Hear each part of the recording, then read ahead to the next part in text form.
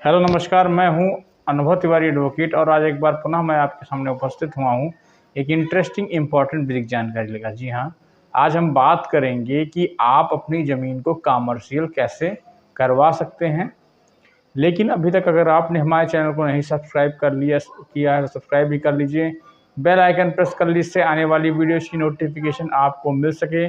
Video पसंद आए like करिए, ना पसंद आए बिल्कुल ही डिसलाइक करिए। इस वीडियो को ज़्यादा से ज़्यादा अपने मित्रों रिश्तेदारों में अवश्य शेयर करिएगा और अगर आपका कोई प्रश्न या सुझाव तो कमेंट बॉक्स में अवश्य बताइएगा। चलिए बिना किसी देर के अपने सेशन की शुरुआत करते हैं।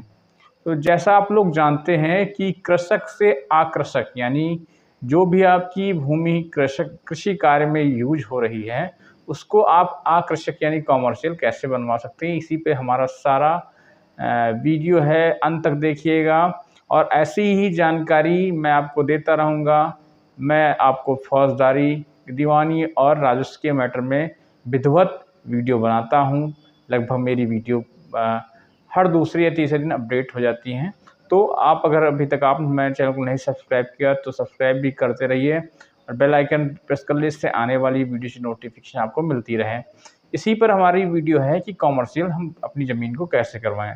तो जैसा आप लोग जानते हैं कि कृषक से आकृषक करने की जो पावर होती है वो उप जिलाधिकारी महोदय को होती है। आप अपने क्षेत्रीय तहसील जाइए, वहाँ से अगर आप यूपी से हैं तो यहाँ तो अब उत्तर प्रदेश राजस्व संहिता की धारा 80 के तहत यहाँ कॉमर्शियल ज़मीन का प्रावधान दिया गया है। बाकी सभी स्टेटों में भी ऐसे ही हैं, होता है वो तहसील से ही। आप पता कर लीजिएगा, आपको पता लग जाएगी, क्योंकि मेरा डोमिसाइल यूपी है तो मैं यूपी के बारे में ही आपको बता सकता हूँ। लेकिन अगर आप नहीं जानते अपने राज्य में तो आप पता कर लीजिए कि वहाँ भी ऐसे कॉमर्शियल जो कृषक से आकृषक होती हैं सेम लगभग प्रोसेस होता है, यानी कार्यवाही लगभग समान ही रूप से होती हैं।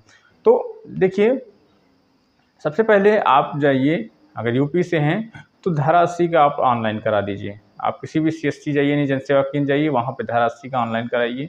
80 के ऑनलाइन कराने के बाद जो है आप एक जो है वकील के माध्यम से वाद पत्र, यानी एक एप्लीकेशन या कह सकते हैं आधार 80 का वाद पत्र भी हम कह सकते हैं कि वाद पत्र तैयार करवा लीजिए और उसमें जितने भी एक मैनुअल होता है उनको अटैचमेंट कर दीजिए। उसके बाद SDM उससे एंडोर्स कर देगा, यानी रिपोर्ट मांग लेगा। अब रिपोर्ट सबसे पहले लेखपाल की इसमें लगेगी।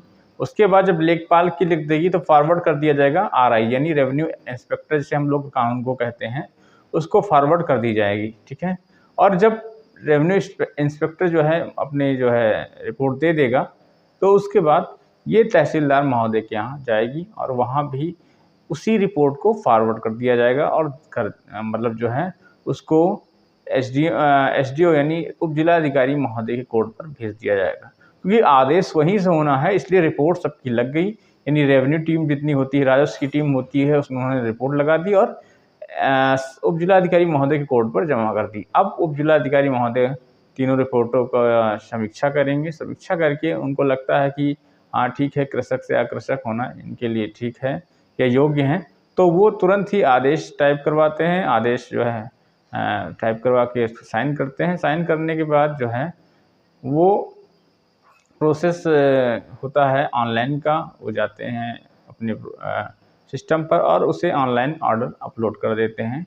साइन होने के बाद, यानी उप जिलाधिकारी महोदय का जब साइन होता है उसके बाद वो उस आदेश को ऑनलाइन अपलोड करवा देते हैं और पत्रावली जो थी, यानी जो फाइल थी आपकी, वो अमल दरामद में चली जाती है। अमल दरामद का मतलब होता है अंकन में जाना, यानी खेतौनी पे दर्ज होना ही जो है अमल दरामद की प्रक्रिया कहलाती है। अब ये यहाँ पे जो है सबसे पहले R6 रजिस्टर में, RK ऑफिस जो होता है वहाँ पे R6 रजिस्टर में दर्ज होगा, उसके बाद वो अंकन में चली जाएगी। तो इस प्रकार अंकन हो जाएगा, उसमें लिख जाएगा कि उत्तर प्रदेश राजस्व संहिता की धारा 80 के तहत आपको आकृषक घोषित किया जाता है। तो इस प्रकार ये पूरी धारा 80 की कार्रवाई होती है। आई होप आपको बिल्कुल समझ में आई होगी, क्योंकि मैंने अच्छी तरीके से बता दिया है। एक नए टॉपिक में हम फिर मिलेंगे, तब तक के लिए नमस्कार।